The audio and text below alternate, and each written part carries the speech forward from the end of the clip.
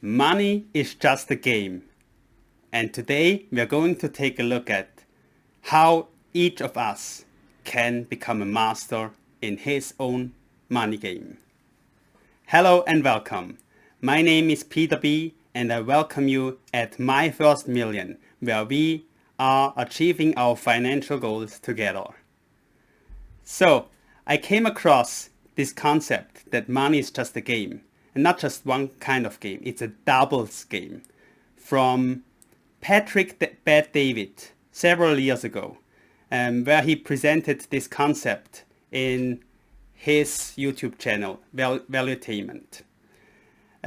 So I'm basically copying his concept here and want to spread the word because it's a very simple concept and let people understand and get out of traps of mistakes that they might be potentially doing in improving their financial situation.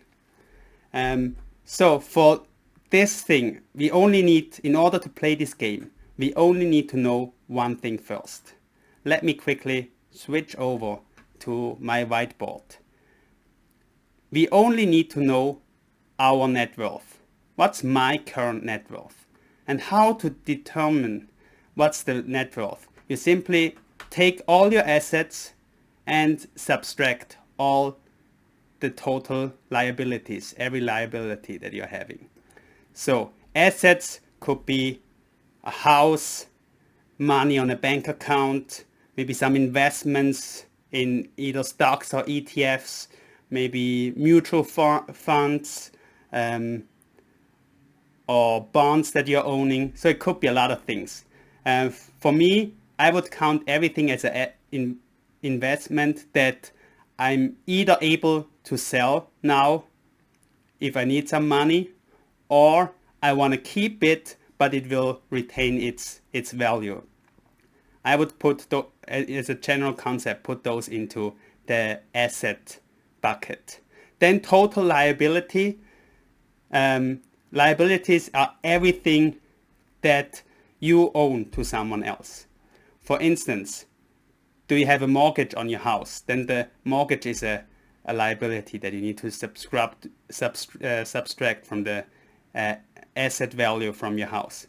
Do you have a loan on your car? Do you have some credit card debts? Or do you have maybe lend some money from someone, maybe from a friend or relative? So take all the liabilities up and subtract them. So ideally, this will be, the net worth will be a positive value. Ideally, you have much more assets than liabilities. But of course, many people maybe have more liabilities than assets. So this means they are in a negative net worth. So once you determine what's your net worth, you can start to play the money game. Do you have the amount? Okay, let's switch over on how the game looks like. As mentioned before, it's a doubles game. Maybe you start at zero. Of course, doubling zero is mathematically not possible. So we just start off then with 1,000 US dollar, or maybe then, and then 2, then 4, and so on. And it works on both ways. Also, if you have a negative net worth, it's also working like a doubles game. Only in that situation, maybe it's not, the goal is not doubling the amount that you're in debt, but the goal is then to halving the amount that you're in debt. So once you know your net worth, you can take a look where you are on this bar. Let me zoom out a little bit so that I don't need to scroll up or down. Let's say someone has around 60,000 net worth, and his financial goal is to achieve 1 million.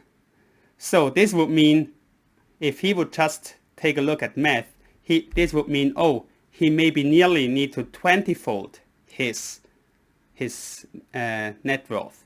However, if you take a look at the doubles game, he only need to double his money 1, 2, 3, 4 times. So he only need to go through 4 doubles, and he's already at 1 million. let's say if someone is already at 1 million and want to achieve 10 million, he doesn't need to, on one side you can say, he need to tenfold his net worth, but he only need to go 1, 2, 3, a little bit more than 3 doubles to achieve 10 million.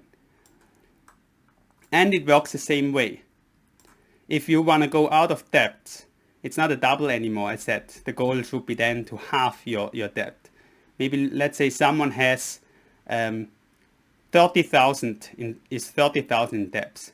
So it means he's around 1, 2, 3, 4, 5 halvings away until coming out of debt.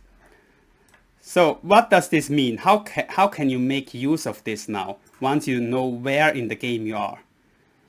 It first of all let you realize each and every one of us is playing a different game. If you only have a little bit of savings, don't act rich like you already have millions, only in order to keep up with the Joneses.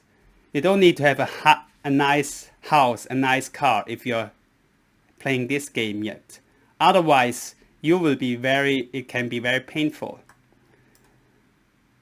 If you see some of your friends buy the very nice new car, it's potentially he's already at another level of the game and he can afford this car.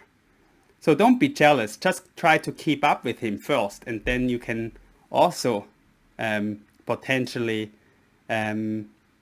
be able to purchase those nice things. If you see that someone is retiring early, this means he had played the game potentially very well and is already quite on a higher stage in the doubles game. When you see that maybe your money is not enough for retiring early. So don't put yourself in a hardship. Compare yourself only to your own situation.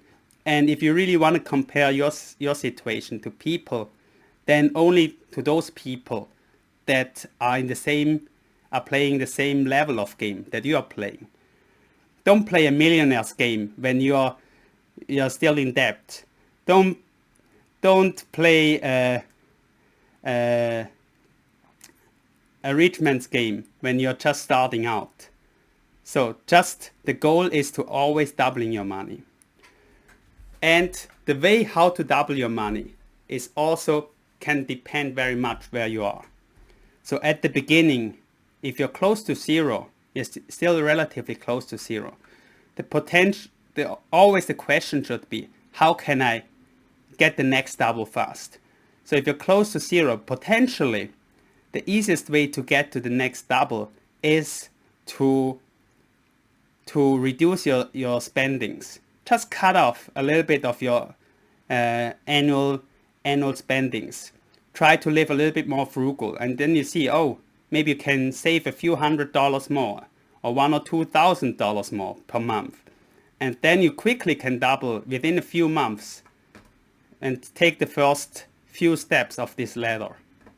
However, if you're maybe climbing up a little bit higher, then maybe just waiting for having the impact from reduced spendings and living frugal will take longer and longer for the next double.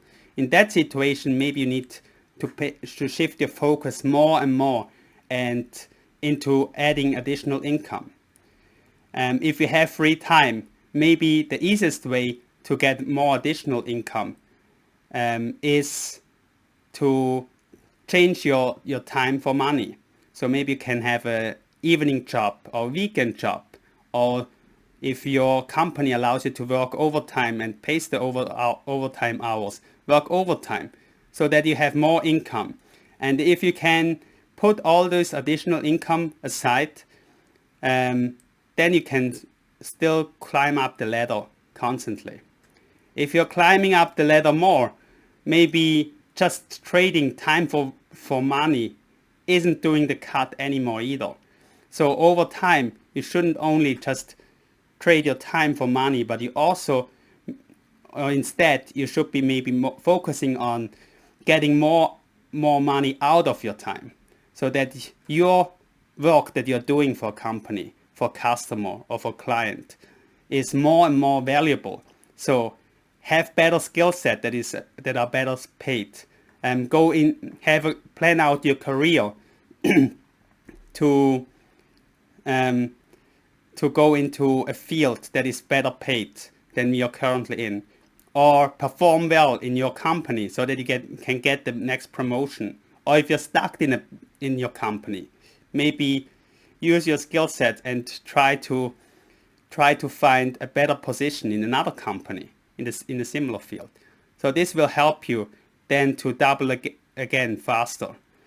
And then over time, it's getting more and more, investments are getting more and more important. So the money that you already have put aside over the years, the money that you already, the assets that you already own should help you also to generate additional income. So it will not just become from your active income, main income, the next double should come from, but your assets will help you to generate. So at a rate of, let's say, a rate of return of around 7 to 8%, you should be able, alone your assets, if you don't touch your assets and spend anything, your assets should be already able to double within 10 years. So if you already own 1 million, if your regular income is covering all your expenses, then after 10 years, this 1 million should become around 2 millions. And after another 10 years, it should become maybe 4 millions. So just know which game you're playing. At some point, some levels will be quite difficult to achieve, or even impossible to achieve for a regular Joe like me. Maybe I can become a millionaire or even a multimillionaire. But for me, it would be very hard to ever dream of becoming a billionaire. Because to become a billionaire, maybe you need to play another game again. Maybe you need to build a company, a successful company, and become very successful in it, so that your company is generating your net worth.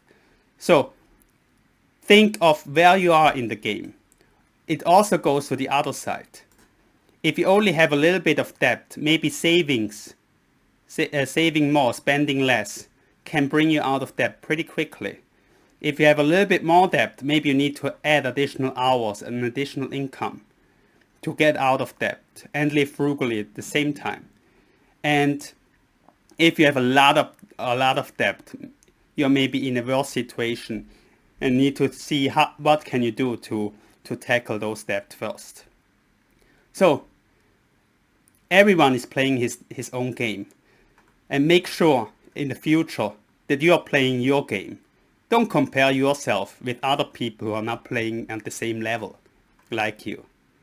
Only compare yourself at best with those people that are playing the same game. And then if you do so, you will make sure that you're not overspending. Especially people like to compare upwards. Oh, this person has a nice car, has a nice apartment. Oh, he can send his children to private schools and so on. If you try to chase the same level of lifestyle, but your net worth cannot support this, then your financial life can become very painful. So just play your game. So to conclude this video,